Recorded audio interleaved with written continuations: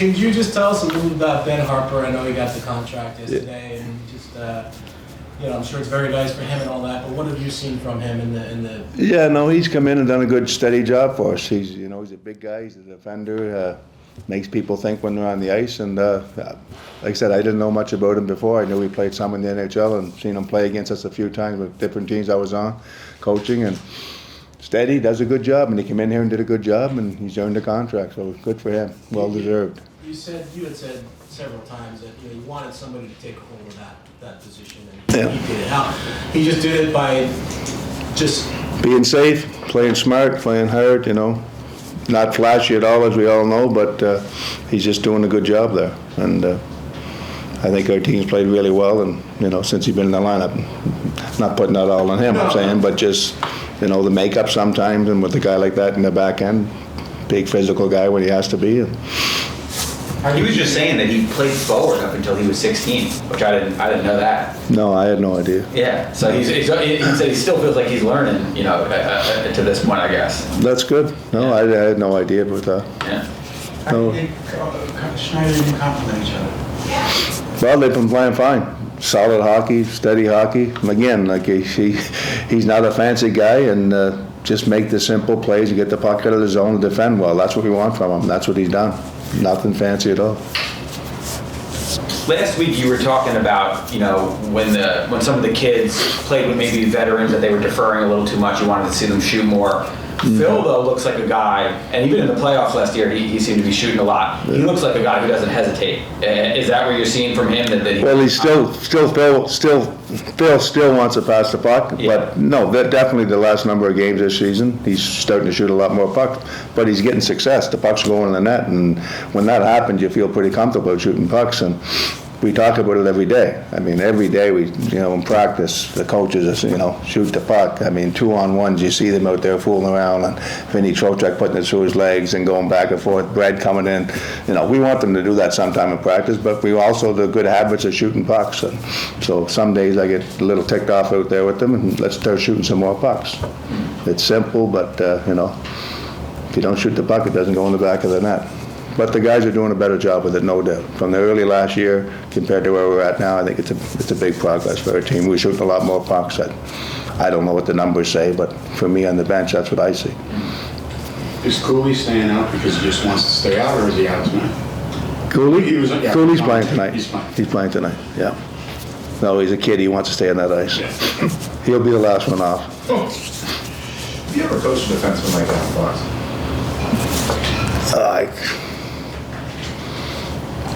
Who I had?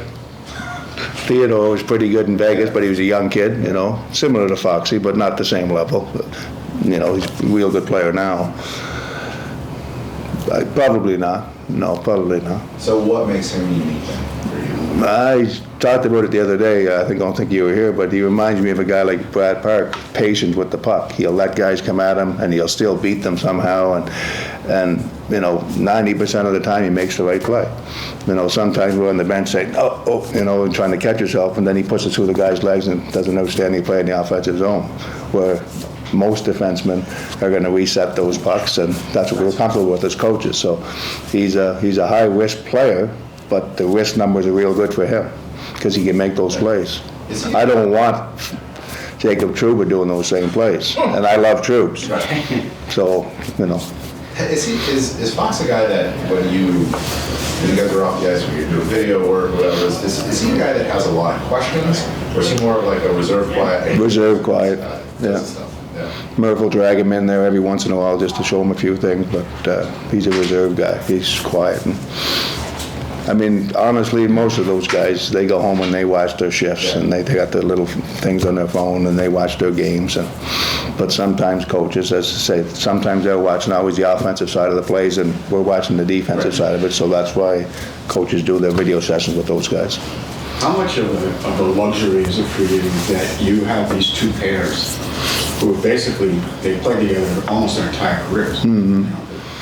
Fox and Lindgren and Miller and Trouba, they've just been together. I mean, how much is that comforting to you that you just It makes it real easy. Honestly, like, I mean, I just keep saying, you know, we've been pretty fortunate they played together for so long together. And, you know, some of them, like, you know, you can say Keandre and Troops struggled a little bit the first 25, 30 games with goals against them, but they still play well. They still play big minutes for us. They play against the best lines. So we're happy with them. We're happy with that pair, with those pairs. And like I said, when you can throw those guys over the ice, you feel good about your group. And that's what I think our strong point is, their team. There's a lot of good teams, but I think when you can throw the type of defenseman that we throw over the boards all the time, it makes a big difference in our group. What your experience when you had one game and then a long break? What's the message to the team tonight? Tonight, exciting. I mean, I think it's great that we talked about, we always sort of shrink it down to 3 or 4 games, you know.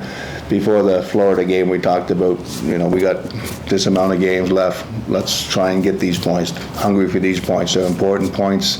Let's not think about the trip, about your holiday till that happens. And I'm sure Vegas is saying, Vegas got tonight and tomorrow, they're saying the same thing, but that's what you talk about. I mean, they're big points. You're at home.